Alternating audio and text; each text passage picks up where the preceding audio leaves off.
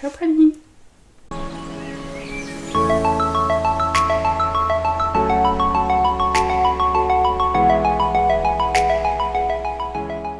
Bonjour et bienvenue sur The Little Carnivore. Aujourd'hui on va parler d'alimentation crue. Comme ça a été présenté dans la toute première vidéo sur l'alimentation crue est composée de différents éléments, la viande, les organes, les os charnus, le poisson et les suppléments. Et aujourd'hui on va s'occuper de tout ce qui est organes. Quel organe pouvez-vous donner à manger à votre chat et qu'est-ce qu'il faut savoir sur les organes? Les organes dans un animal, c'est tout ce qui n'est pas de la viande. La viande c'est du muscle. Léline! Je disais. Dans un animal, les organes, c'est tout ce qui n'est pas de la viande et ce qui n'est pas non plus des os. Des exemples d'organes dans l'alimentation, ça va être le foie, les reins, le pancréas, la cervelle, les testicules, le thymus et la rate. Ça, c'est ceux qu'on va trouver le plus facilement en France, mais après il y a encore d'autres organes que vous pouvez donner comme l'utérus, des choses comme ça qui se trouvent parfois aux États-Unis. Ils donnent souvent de l'utérus de porc. Les organes, c'est aussi ce qu'on appelle les abats d'un point de vue culinaire, donc pour l'alimentation humaine. Dans l'alimentation humaine, les reins, on appelle ça des rognons. Et les testicules, on appelle ça des rognons blancs.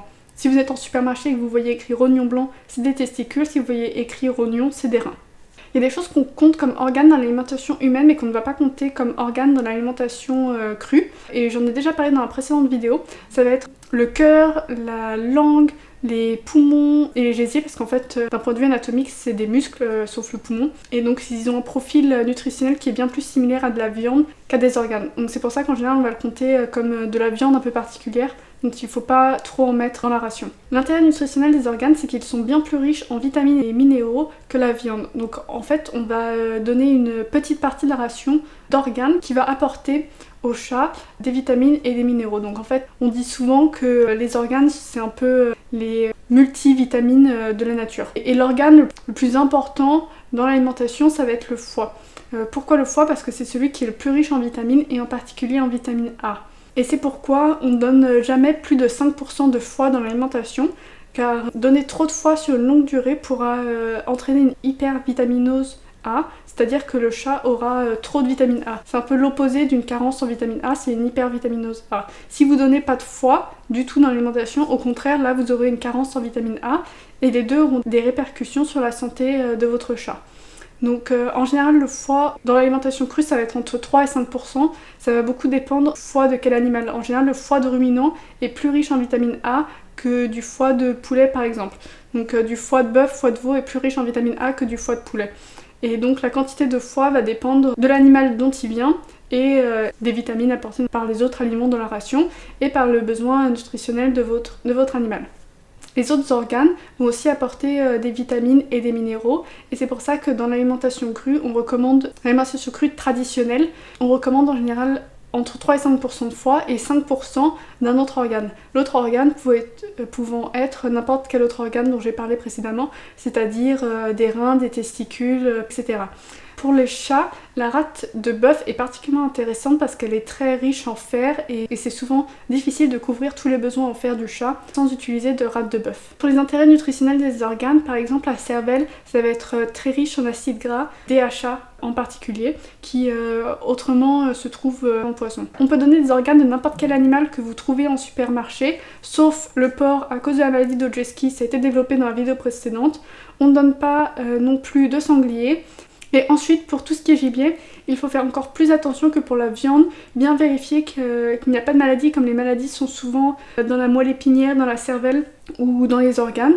Donc il faut vraiment faire très attention. Regardez bien les indications pour votre région d'un point de vue des maladies. Et dans les cas où vous donnez du gibier qu'il n'y a pas de maladie, il faut toujours congeler au moins 3 semaines pour tuer tous les parasites. Et ensuite, toujours pareil comme avant, on donne rien qui a été salé, préparé de n'importe quelle manière, fumé ou quoi que ce soit, et pas non plus d'organes qui viennent d'animaux carnivores. C'est exactement comme pour la viande, mais pour les organes, et on fait encore plus attention pour tout ce qui est gibier. Comme ça a été présenté précédemment, tous les organes n'ont pas les mêmes profils nutritionnels. Et entre les organes eux-mêmes, en fonction des animaux dont ils viennent, n'ont pas les mêmes profils nutritionnels. Ça a été dit pour entre les foies de ruminants et les foies de poulet par exemple. Ça va être la même chose pour les rognons, entre du rognon de porc ou du rognon de veau, ça n'aura pas le même profil nutritionnel. C'est pour ça qu'il est important de varier pour essayer de couvrir au maximum tous les nutriments.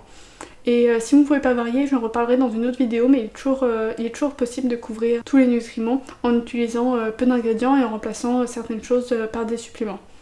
Pour résumer, les organes sont une partie importante de l'alimentation crue, car ils permettent d'apporter de nombreuses vitamines et minéraux que la viande seule ne va pas apporter. En particulier, le foie est une source de vitamine A, et sans foie, la ration sera très probablement déficiente. Ciao Praline. Donc les organes sont une partie importante de l'alimentation crue. C'est un peu les multivitamines naturelles de l'alimentation crue. Il est souvent recommandé de donner entre 3 et 5% de foie et 5% d'un autre organe, et si possible de varier entre les différents organes. Donc pour savoir quel organe vous pouvez donner ou pas, je vous recommande de vous référer à la précédente vidéo. Ça va être exactement comme pour la viande, vous pouvez donner les organes des mêmes animaux dont vous pouvez donner la viande, mais faites particulièrement attention à tout ce qui est gibier, comme il y a souvent des maladies qui sont en particulier dans les organes, donc des parasites qui vont venir se loger dans les organes. C'est quelque chose vraiment à prendre en considération.